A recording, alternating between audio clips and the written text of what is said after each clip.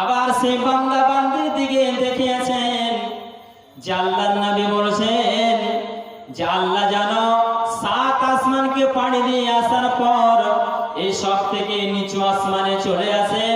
আসার পর আল্লাহ বলছেন বান্দারে আমার কোন বান্দা রয়েছে, আমার এমন কোন বান্দি রয়েছে যে আমার কাছে কোন সম্পত্তি চাইবে, আমার কাছে টাকা চাইবে, আমার কাছে ভালো স্ত্রী চাইবে, আমার কাছে বাড়ি চাইবে, আমার কাছে যা চাইবে নবীজি বলছেন যে সে আল্লাহ যেন বান্দাকে দেওয়ার জন্য এসেছে। বন্ধুরে আল্লাহ বলছেন বান্দারে তুমি আমার কাছে চাও, আমি তোমাকে দেওয়ার জন্য এসেছি।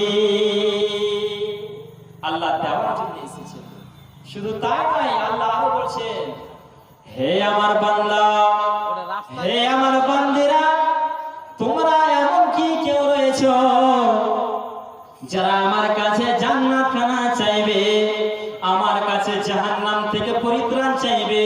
আল্লাহ বলছেন বান্দারে যখন তুমি আমি আল্লাহ আমার কাছে যখন তোমার গুনাহগুলোকে স্বীকার করবে, যখন তোমার গুনাহগুলো আল্লাহর কাছে তুলে ধরবে আর আল্লাহর কাছে ভুল স্বীকার করার পর তুমি যখন আল্লাহর কাছে জান্নাত চাইবে, আল্লাহর কাছে ক্ষমা চাইবে, আল্লাহ বলছেন বান্দারে আমি তোমাকে ক্ষমা করার জন্য এসেছি।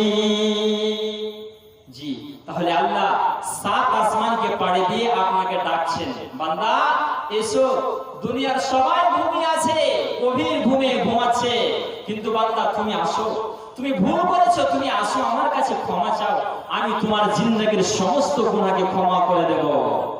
কিন্তু হতভাগা মুসলমান সে গভীর রাত্রে সে সময় যখন আল্লাহ আপনাকে আমাকে ডাকছে বান্দা আসো তোমাকে ক্ষমা করব, সে সময় মুসলমান ফ্রি ফায়ার খেলাতে মেতে আছে, মুসলমান নোংরা ভিডিও দেখতে মেতে আছে, মুসলমান সে সময় তার প্রেমিকার সাথে সে চ্যাট করছে, কথা বলছে, ভিডিও কল অডিও কলে কথা বলছে।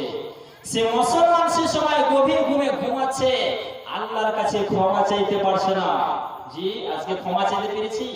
পারছি না। তবে আজকে আমাদের সমাজে, আজকে সমাজের ভিতরে মানুষ বিভিন্ন প্রকারের জুলুম অত্যাচার গুনাহ করে, কিন্তু সমাজের ভিতরে এমন একটা লোক আছে যে লোকটা একেবারে সোজা, মানুষ তাকে পাগল বলে। সে লোকটা যখন সমাজে কোনো